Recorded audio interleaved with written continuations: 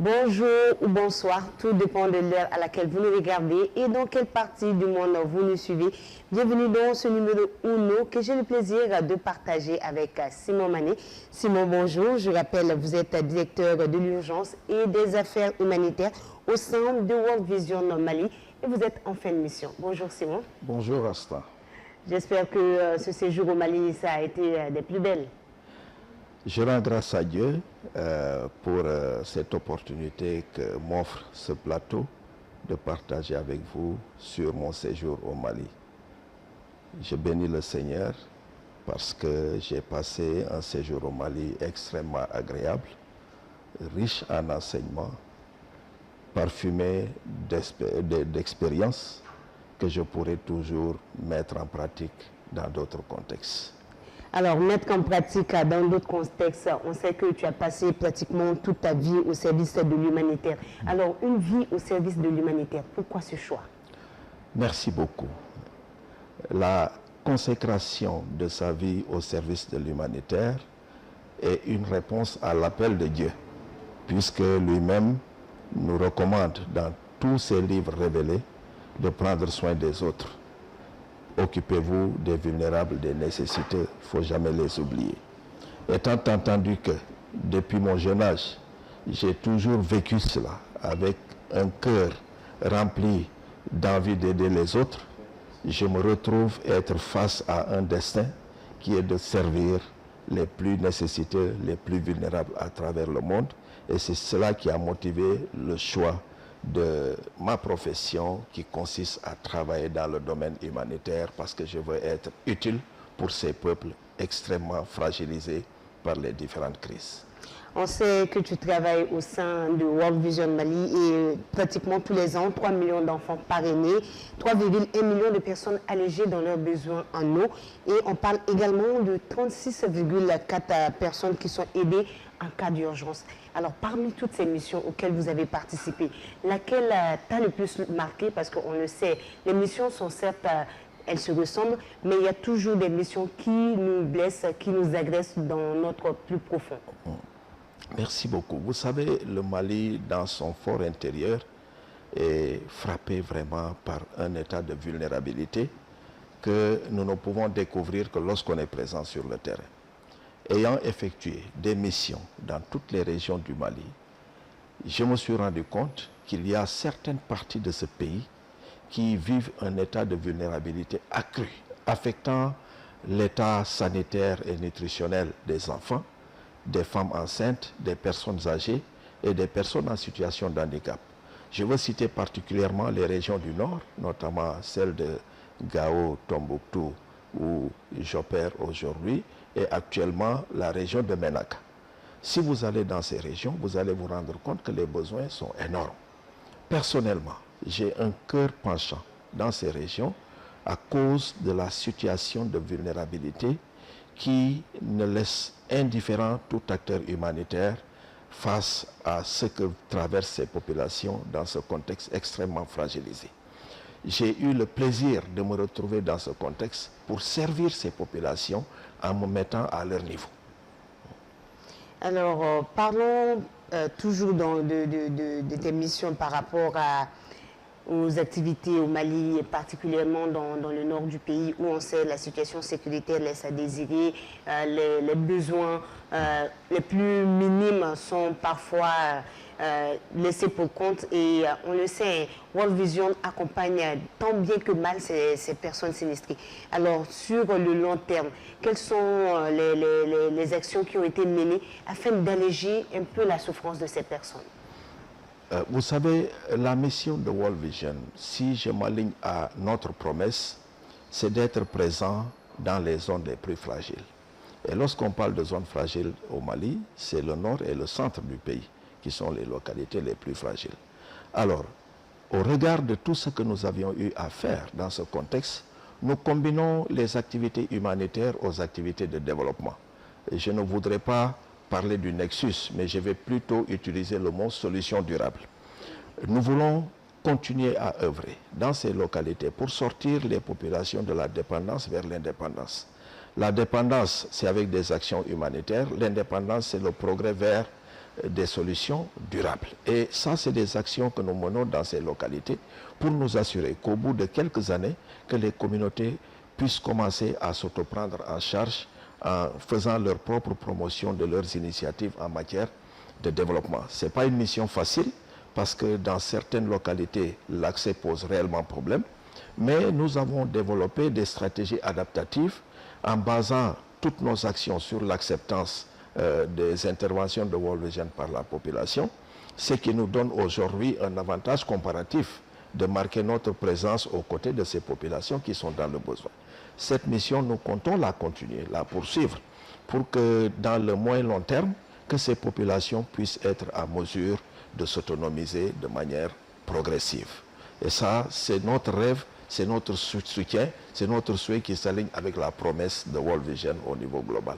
Alors, quand on parle d'action durable, d'action d'autonomisation et de ces couches où, on le sait, les aides ne sont pas autant que ça, par action durable, il faut entendre quoi? Concrètement, qu'est-ce que World Vision propose à ces populations pour que sur le long terme, il ne s'agit pas de, comme on le dit, la meilleure aide est celle qui nous aide à se passer de l'aide. Comment ça va se passer dans le concret? Vous savez, d'une localité à une autre, les opportunités de développement économique peuvent être différentes. Nous avons des zones agro-pastorales, nous avons des zones pastorales, nous avons des zones apicoles. Et toutes ces ressources existantes dans ces localités sont cartographiées de manière participative avec l'implication des populations. Parce que, comme vous l'avez si bien dit, l'autonomisation commence par la personne qui en tire profit. Et cette personne doit être au cœur du processus. Donc nous associons les communautés dans toutes les actions et dans la prise de décision pour nous assurer que ce qui leur sera donné comme action ou comme opportunité soit apporté par elles-mêmes. Et donc dans ce cadre-là, dépendant d'une localité à une autre, nous lançons souvent des périmètres agricoles qui sont exploitables par les communautés elles-mêmes. Nous faisons aussi la promotion d'autres activités économiques telles que l'aviculture, la pisciculture, et aussi nous encourageons les communautés à mettre en commun leurs ressources pour pouvoir aller vers un épargne communautaire qui leur permet de distribuer ces ressources pour disposer de moyens qui leur permettent de lancer de petites initiatives autour du micro-entrepreneuriat. Et donc, nous constatons qu'il y a plusieurs groupes dans ces localités qui commencent à s'autonomiser de manière progressive, quand bien même que ça ne pourra pas être d'un seul coup, ça prendra le temps que ça devra prendre, mais nous allons y parvenir. Alors, pour y parvenir, on le sait, l'esprit de cette émission, c'est l'instant un thé avec. Hein. Donc, je te propose, alors, il y a du thé, du café, le fameux ataya à la sénégalaise. Donc, le choix est là. Oui, je vais commencer par le thé Ashura, qui est un thé que j'aime bien. J'ai appris à le consommer en Mauritanie, parce que j'ai fait 5 ans en Mauritanie aussi. Et c'est un thé que j'aime bien. Et je pense que je pourrais déjà prendre un bon coup pour continuer. Avec le café. C'est aussi ça l'esprit du Mali. Hein. Quand on mange, il faut forcément accompagner ça avec le thé. Et effectivement, le café est un très bon tonifiant, surtout lorsqu'on sent que nous perdons de l'énergie en pleine action. C'est toujours bon de se retonifier, voilà, booster notre énergie pour continuer la mission. J'imagine que tu as déjà pris le thé dans les régions du Nord. Beaucoup. Les régions du Nord sont constituées de peuples très hospitaliers. Lorsque vous arrivez, ça fait partie des premiers mets qu'on vous met sur la table pour vous accueillir. Le thé et l'eau. Ensuite suivent le reste. Je n'oublie jamais la viande grillée qu'ils ont l'habitude de nous poser quand on arrive. Mais ça, c'est aussi ça l'identité de ces contrées du Mali. Alors, on le sait, World Vision travaille également sur le volet éducation. Et vous avez participé avec IB Smart School à un projet ambitieux, parce qu'il faut le reconnaître, un projet qui rentre dans le cadre des responsabilités sociales de l'entreprise IB Group, sur lequel vous travaillez. Et le lancement a été fait il y a juste quelques mois. Alors, ce projet, l'idée, ça a mûri comment? Et pour certaines personnes, c'est complètement fou de penser à offrir l'éducation à des enfants qui sont à des milliers de kilomètres des enseignants, par exemple. Nous avons un avantage que l'on ne saura jamais taire. C'est d'avoir une technologie de pointe et un accès à l'Internet qui nous permet de faire tout ce qu'on veut à travers le monde. voilà 5 mois que nous nous sommes retrouvés ici au niveau de IBI pour réfléchir davantage sur ce projet et le coucher sur du papier. Il y avait un groupe assez important d'individus et d'acteurs qui se sont investis pour la mise en place ou la conception de ce projet, notamment, je vais citer l'UNESCO, UNHCR, initialement on avait UNICEF, il y a l'AGFO, il y a IBI Group même et World Vision. Nous avions passé du temps à réfléchir et cette réflexion nous a permis d'éclore ce concept note, ce papier conceptuel qui aujourd'hui formalise la vision de ce projet qui pourra être mis en valeur dans ce pays. Pourquoi? Nous savons tous qu'au Mali, nous avons plus de 500 000 enfants qui ne parviennent pas à accéder à l'école pour des raisons sécuritaires. Et ce chiffre aujourd'hui, j'en suis sûr, si nous lançons une évaluation avec le phénomène de changement climatique ayant causé des inondations un peu partout dans les régions, impactant aussi plusieurs nombres d'écoles, je suis sûr que ce chiffre-là va passer de 500 000 et peut même doubler. Parce que jusqu'ici, il y a des écoles totalement inondées qui ne seront pas accessibles tout au long du reste de l'année jusqu'en décembre. Et pour cela, nous pensons que ce projet est vraiment un projet qui est venu à point nommé, très adapté à ce contexte du Mali, comme les autres contextes de la sous-région, notamment au Burkina Faso, au Niger, et au Tchad aujourd'hui, qui est aussi impacté par les inondations.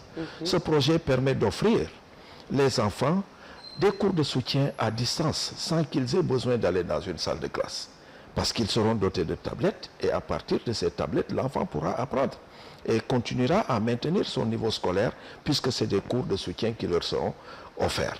Et donc, avoir un projet similaire dans ce contexte du Mali doit être vraiment salutaire, et moi je salue vraiment cette initiative de IBI, ce penseur de M. Ibrahima Diawara, qui a pu concevoir ce modèle d'éducation à distance très adapté au contexte fragile et qu'il met à la disposition des partenaires et des acteurs humanitaires pour un bon usage. Je nous encourage tous à pouvoir utiliser cette plateforme pour pouvoir vulgariser cet enseignement à travers des cours de soutien en faveur des enfants qui n'ont pas demandé à être dans cette situation. Si nous regardons dans la région du centre, notamment la région de Bandiagara, la région de San et la région de Koutiala, nous avons beaucoup de réfugiés burkinabés qui ont traversé la frontière. On peut compter près de 100 000 réfugiés qui sont de ce côté. Et ça veut dire que ces personnes n'ont rien, aucune opportunité d'offrir un cadre d'apprentissage pour leurs enfants. Et donc, IBI devient une solution pour ces communautés qui ont traversé les frontières et qui se retrouvent dans un pays déjà fragilisé par les crises où le service de IBI pourrait servir très grandement à ces enfants et au-delà des enfants, les communautés elles-mêmes. Alors, servir les communautés, on sait, on l'a annoncé tantôt, vous partez du Mali, mais vous restez au sein de World Vision. Alors, est-ce que ce projet peut être impliqué dans d'autres pays, peut avoir un impact sur d'autres continents? Parce que les réalités africaines sont, certes, les pays diffèrent, mais les réalités restent parfois les mêmes. Vous savez, IBI Smart School est un outil extrêmement dynamique, adaptable à tout contexte, puisqu'il permet d'offrir une qualité d'apprentissage à travers le cours de soutien à distance, où que l'enfant puisse être, l'essentiel pour lui c'est d'avoir la connexion. Et l'utilisation du réseau Starlink est vraiment de l'or pour ces localités où peut-être les réseaux téléphoniques normaux ne permettent pas d'offrir une qualité de la connexion. Aujourd'hui, IBI Smart Pool peut être déporté partout où le besoin se fait sentir, notamment les pays impactés par les crises multiformes. Mais au-delà de ces pays impactés par les crises, IBI Smart School peut être déployé dans n'importe quel pays stable ou instable. Pourquoi? Parce que le côté formation professionnelle, accompagnement des producteurs, accompagnement des équipes médicales, accompagnement des constructeurs de la paix, IBI peut être un outil de puissance sans mesure pour permettre à construire un empire de savoir et de connaissances qui sera typiquement local. Un empire de savoir et de connaissances qui sera typiquement local. On le sait, vous partez, hein, je ne cesse de le dire, c'est parce que j'ai un petit pincement au cœur de vous savoir loin du Mali. Mais est-ce que ce départ signifie forcément la fin de votre mission sur ce dossier ambitieux sur lequel vous avez travaillé ici au Mali, notamment IBI Smart School? C'est maintenant que commence même ma propre mission. Parce que le début, on était dans une phase de conception. Maintenant, nous devons aller vers l'implémentation, notamment la mise en œuvre. Et cette mise en œuvre requiert des ressources. Il faudrait que nous travaillions tous pour mobiliser ces ressources. Je reste très convaincu que c'est maintenant que commence le travail réel de IBI Smart School pour que ces résultats soient visibles au-delà des frontières du Mali, mais dans tous les autres pays. Je prends ce projet dans mon sac parce que là où je vais au Soudan, je peux vous dire qu'il y a 19 millions d'enfants qui sont hors du système scolaire parce que les écoles sont détruites et certaines fermées. Et donc ces 19 millions d'enfants sont à domicile sans avoir de soutien nécessaire.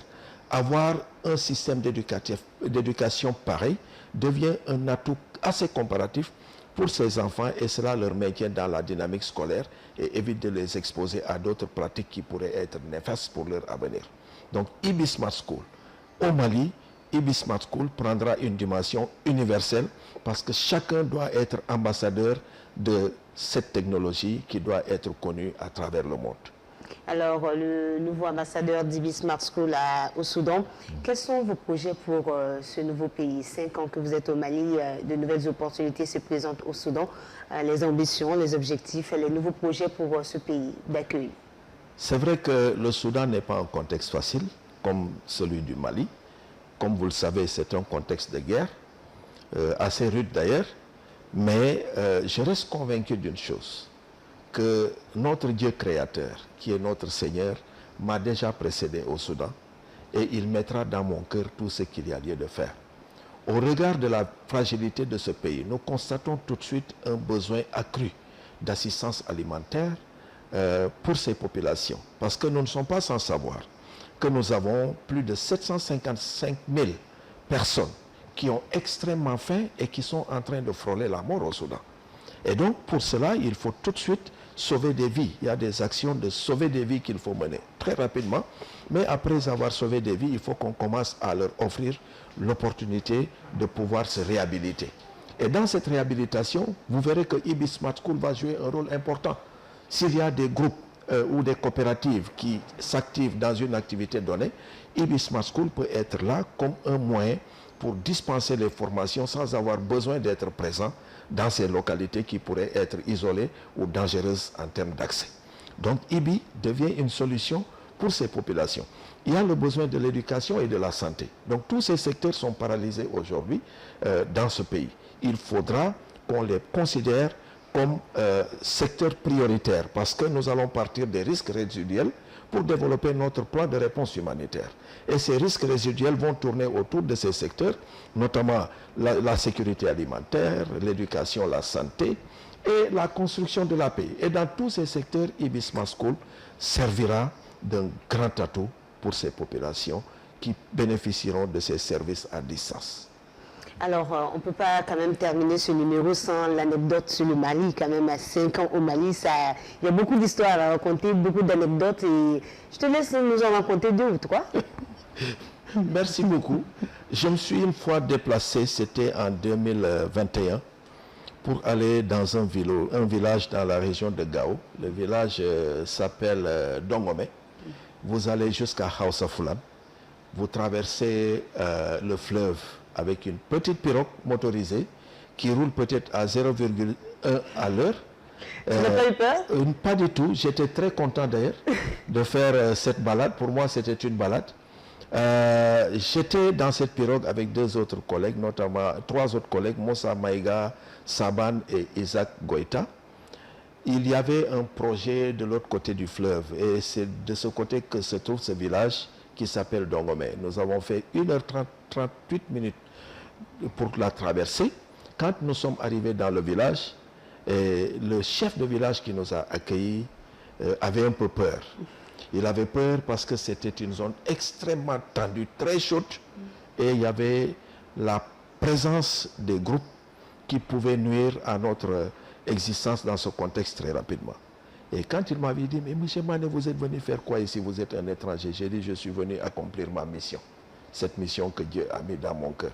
Mais ici, c'est pas bon. J'ai dit, puisque vous êtes là, ça ne veut pas dire que c'est mauvais. Donc je resterai avec vous, quoi qu'il puisse arriver. Nous avons réuni la population, on a tenu la réunion pour ramener une cohésion à l'intérieur de cette communauté. Et au finish, il y a eu une belle entente. Et puis, à 13h, tout le monde s'est dirigé vers la mosquée, puisque c'était un vendredi, pour prier. Et moi, je me suis mis en bordure du fleuve pour contempler la nature.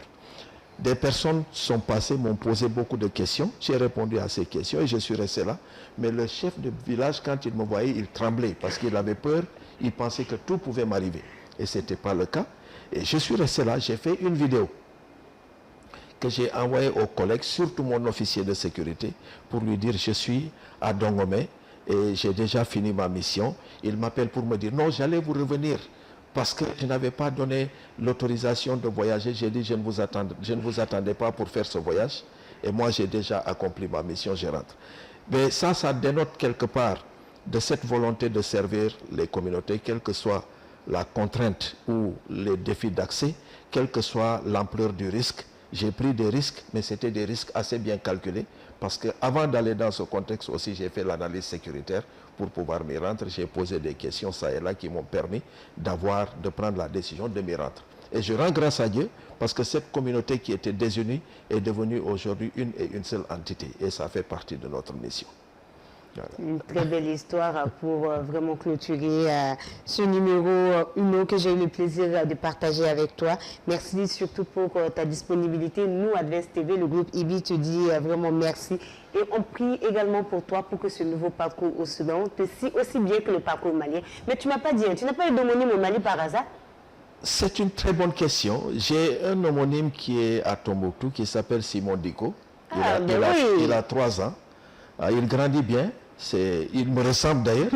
Son père a l'habitude de prendre ma photo et la photo du garçon, de les mettre ensemble. C'est comme si j'étais son père directement. Donc il y a tellement une ressemblance entre nous deux. Donc c'est un garçon que j'aime beaucoup dans mon cœur. J'aime toute cette famille Diko de Tombouctou qui m'a adopté comme un des leurs. Et tu as mangé du bon oudjoula? J'ai mangé du oudjoula, j'ai mangé même d'autres types de repas à Tombouctou et j'ai beaucoup aimé. Vraiment, c'est particulier. Je saisis cette occasion aussi pour remercier le groupe IBI généralement et de manière spécifique l'entité IBI Smart School et vous qui êtes sur ce plateau pour m'entretenir autour de ce projet. Les mots vont toujours manquer pour remercier ce groupe pour ce travail fantastique qu'il est en train de faire dans ce pays. Et nous savons que c'est à travers la responsabilité sociétale de l'entreprise que M. Ibrahima Diawara s'investit et se donne à fond pour aider ces populations, au-delà de ce que nous avons ici sur place. Mais nous allons continuer à lui porter en prière pour que toutes ces actions qu'il est en train de mener dans les localités les plus profondes, très difficiles d'accès dans le Mali, puissent porter du fruit pour une réconciliation nationale et le retour définitif de la paix dans ce pays. Amen. Merci, je le disais, j'étais avec Simon Mané, il est le directeur des actions, le directeur de l'urgence et des affaires humanitaires en fin de mission au Mali. Il part pour de nouvelles missions au Soudan. On prie pour lui, le groupe IBI le dit merci pour son implication. Et j'aimerais qu'on termine ce numéro 1 par cette citation de Nelson Mandela que j'aime bien, qui dit « L'éducation est l'arme la plus puissante qu'on puisse utiliser pour changer le monde ».